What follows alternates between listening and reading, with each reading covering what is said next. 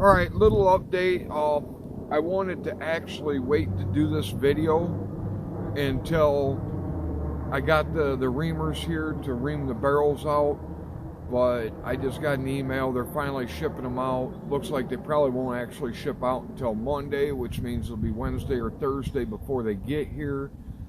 So end of next week I'll have the video if you guys are interested in showing how to ream the chambers. And what I mean by ream the chambers is, well, first let's start with this. This is a Josef Winkler capegun.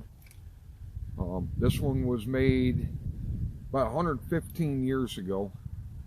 This is nitro proofed, and it's 16 gauge, but it's 2.5 inch shells, and it's 9.3 by 70 R, which all my other 9.3s are 72 R.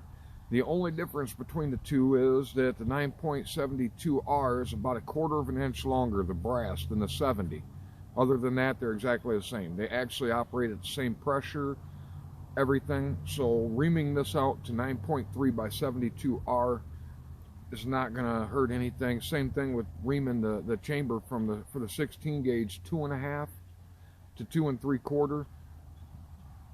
In nitro, smokeless loads, it's the exact same pressure, so it's not going to be dangerous to ream this one out.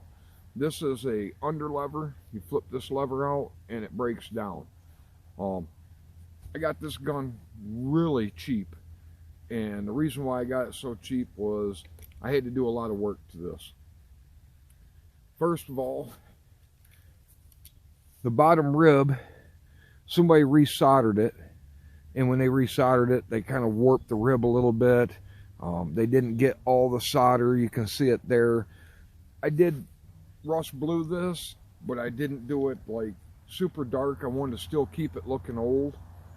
I thought about cleaning up the solder along the edges, putting a new rib on it and fixing it. But somebody must have stripped out the little screw that holds that in, the swing swivel.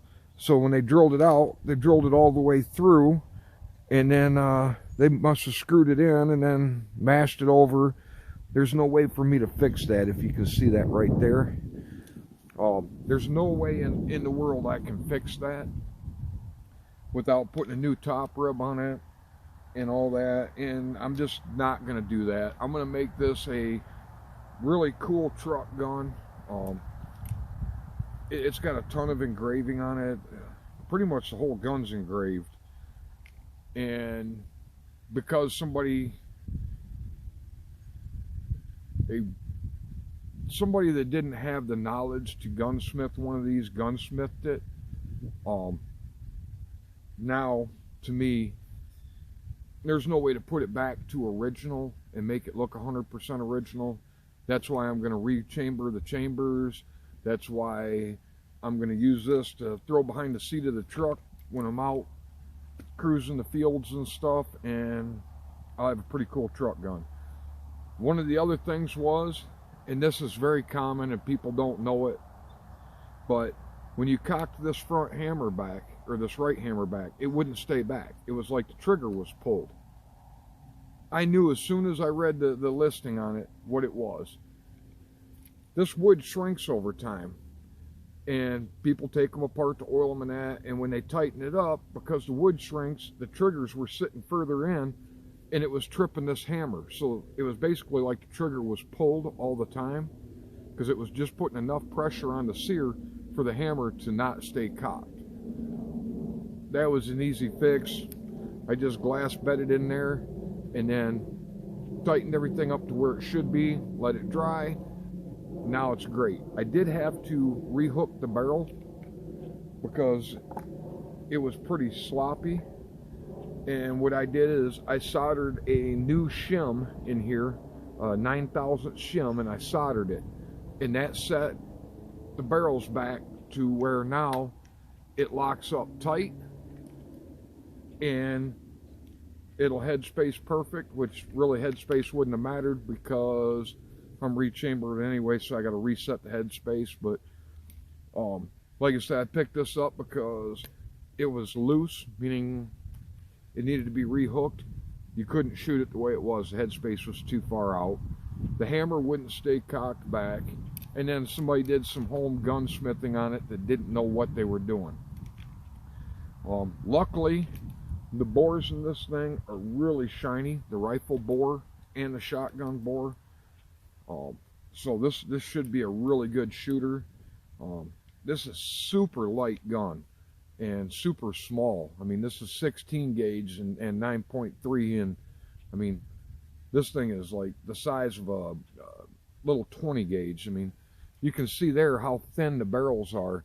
When they built these drillings and these cape guns, they built these things to be light. I could carry this thing around all day. This thing weighs less than, I think it weighs less than my Winchester 94 or even my Winchester Model 70. And like I said, it's just a really nice gun. If you guys want to see how to ream the chambers on these, throw it in the comments. I'm probably going to do a video on it, but if nobody's interested, I won't waste your time or my time doing a video on it. But if you are interested, let me know. And thanks for watching. I hope everybody has a great day. Also, you know, if you look in the news, and everybody I'm sure has seen it, it's like every week something, you know, UFOs, nuclear war, they're going to arrest Donald Trump. Take a minute. I'm not saying don't pay attention to that stuff, but take a minute to enjoy life a little bit and do something like this with your hobbies so that you're just not all doom and gloom. And I'm not going to do doom and gloom. I'm not going to do clickbait on this channel.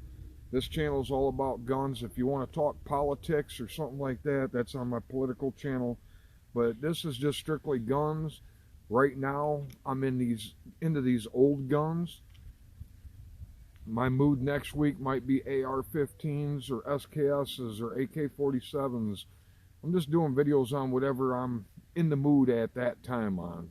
So anyway, like I said, hope everybody has a good day. Hope everybody enjoys their weekend.